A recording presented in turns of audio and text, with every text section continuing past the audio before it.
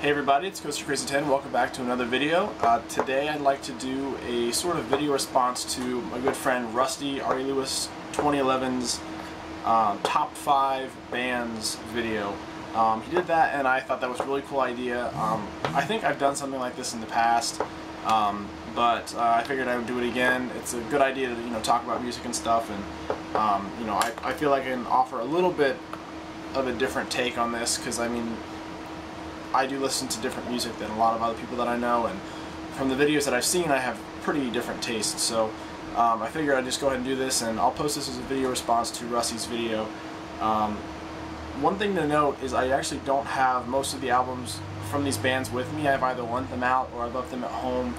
I am going to pick them up when I run back home this coming weekend. So I'm not going to be able to show you guys all the albums that I have, but I will be able to hopefully name off most of the albums that I have from these bands. So I guess without any further ado, let's go ahead and jump in here. The number 5 spot, I kind of had a hard time filling this. I didn't know what exactly to pick because there are a lot of bands that I'm really enjoying, but I just picked this band because when I think about listening to really technical, heavy music, I always go back to this band, particularly this album. I have another one of their albums on the way. That band is Obscura. This is Omnivium, and this is their most recent release. Now, they are a German technical melodic death metal band. I think you could put melodic in there, but they're definitely technical death. Really crazy, extremely fast-paced, but very technical, but also very very listenable. Like, it's not technical just to be technical. I mean, there is a groove, there is a direction in all their songs. I absolutely love this album. I listen to it all the time, probably at least once a day while I'm at work. And I can't wait to get some of their other stuff. This is a great album. If you're a fan of any kind of death metal at all, heavy metal, check these guys out. The vocals are very dark, especially the lyrics, so if you are faint of heart with regard to that, I would stay away, but if you can tolerate that, this is awesome. Definitely worth looking at. Number 4, I don't have this album with me. This is a pretty new band, actually. The band's called Sky Harbor. They're a progressive metal outfit from, I believe, England, actually England, United Kingdom.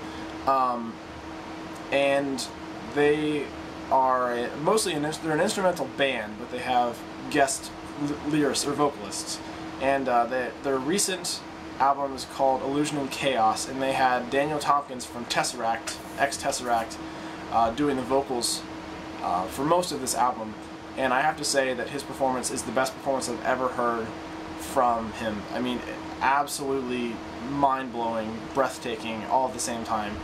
I can't even describe it. The vocals are just beautiful. The instrumentation is fantastic. It's kind of got a little bit of a periphery sound, but not, over-the-top periphery sound, just kind of influenced by that. And then there's some very nice, Tesseract-inspired progressive metal. And then they do have their own kind of distinct flavor in there too. So it's a very nice blend of various kinds of metals and progressive music. It's not very harsh, so I would recommend checking them out if you're a fan of any kind of rock or anything like that. If you do want to check them out, I highly recommend listening to the song Celestial. I think that's the best song on the album, and I think that's Daniel Tompkins' best vocal performance ever. I will stand by that. It's incredible. So if you are at all a fan of rock or metal at all, go check that out. Actually, I'll leave a link to it in the description. You guys should really listen to it if you're at all a fan of rock. The next is number 3 is a band called The Human Abstract, and I've been a fan of The Human Abstract for quite some time. I only have 2 of their albums. I have Digital Veil, and then I have Nocturne. I do not have Midheaven, but I'm not really missing out on much. Midheaven has a different guitarist, and just doesn't really do it for me. So I'm just gonna probably stay off on that. Nocturne is an okay album. I mean, it's good, but I always had a real problem with their vocalist. I could just never really get into it.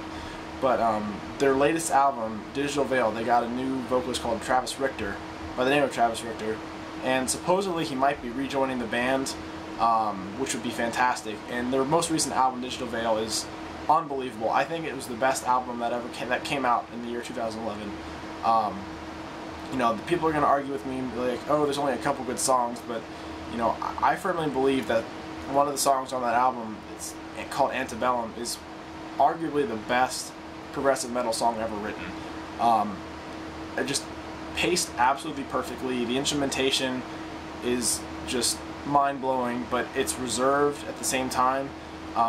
You know, everything works perfectly together, and I mean, I get anxious listening to the song sometimes, which is not necessarily a good thing, but the fact that it can evoke that kind of emotion, you know, I'm anticipating a part of the song coming up, and it makes me anxious. I just find that really, really cool. All the band members are putting on an incredible show, incredible performance for that entire album, so yeah, that's really good. The vocals are a little harsh, but they're not to the point where it's prohibitive. If you're used to any kind of harsh vocals at all, you might be able to acquire a taste for this album, and I highly recommend listening to it if you can. Absolutely amazing. Again, probably the best album that came out in 2011, at least in my opinion. Number 2, again, I don't have any of their albums with me. I do have all 3 of their studio albums. This band is Protest the Hero. They've got Keziah, Fortress, and Scurrilous. Scurrilous came out in 2010, maybe 2011? 2011, I think. And, man, these guys are fantastic. Rody Walker is the name of the vocalist, and he is an amazing vocalist. Singing and, you know, screaming, although I don't even want to say it's screaming because the last album was entirely clean vocals. He's operatically trained, so he has a very impressive range and very good control over his voice, and he has a very distinct style that he sings in, and you could pick it out from a lineup any day of the week. Absolutely incredible. The guitarists are very, very proficient. The drummer is fantastic, and RF, the bassist, is really, really good too. They don't let up on the bass line. My favorite album by them is Keziah. That's really the first album that I heard from them, and that was really my first introduction to anything heavier than Dream Theater, but still progressive. And so I kind of have a special place in my heart for that album, because that really kind of springboarded me to the music I'm listening now, so I have a lot to owe to it. But I think my favorites would be Keziah, then Scurrilous, then Fortress. I like Fortress. It's just, I don't know, it kind of all blends into the background for me. There's only a couple songs on that album that I really, really like. Most notably Blood Meat. I love that song, but everyone does. And then the last band, number 1, is, if you know my musical taste at all, this will come as no surprise to you, but that's Dream Theater. This is the only album of theirs that I have with me. This is their newest, A Dramatic Turn of Events, with their new drummer, Mike Mangini. I don't think this is their best work. I think my favorite album from them by far is still Train of Thought, but this is a good album. This is a solid album. But just the combination of Mike Portnoy, John Petrucci, John Young, Jordan Rudess, instrumentally, it's hard to beat. And then, you know, occasionally I find that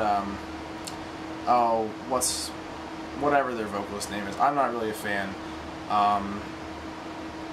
John something, I don't even remember. I don't care. It doesn't matter what his name is. It'll come to me. But just the instrumentation is fantastic. The pacing is perfect. It's so progressive, but I feel like it's so accessible. I mean, I know some of their songs are super long, and that's hard for some people to listen to, but it's not going to scare anybody off with the way that they play. It's just kind of the way that they compose is really what is scary. It's just scary good. So I love Dream Theater. I've been a fan of them for years. My first glimpse into progressive music at all. It's hard to explain, you know, why I like them so much, but I absolutely love them. Alright guys, so that was my top 5 bands of all time. Hope you enjoyed. If you'd like to leave a video response, please respond to Rusty's video, which will be the video response, or the video I'm responding to with this one, because he started a tag sort of thing, so definitely go video respond to him. If you want to tell me what your top 5 favorite bands are, that's cool. You know, I know that this isn't really gaming related, but you know, I figured it was something cool that a good friend of mine's doing, so I figured I'd support him. And you know, I always love talking about music, so it's not that big of a deal. So yeah, thank you guys very much for watching, and stay tuned for some more pickup videos. I'm finally getting into regular pay with my job, so I actually can start doing pickups and packages and stuff more regularly now. So look forward to that, and I'll see you guys hopefully in a few days with a new video.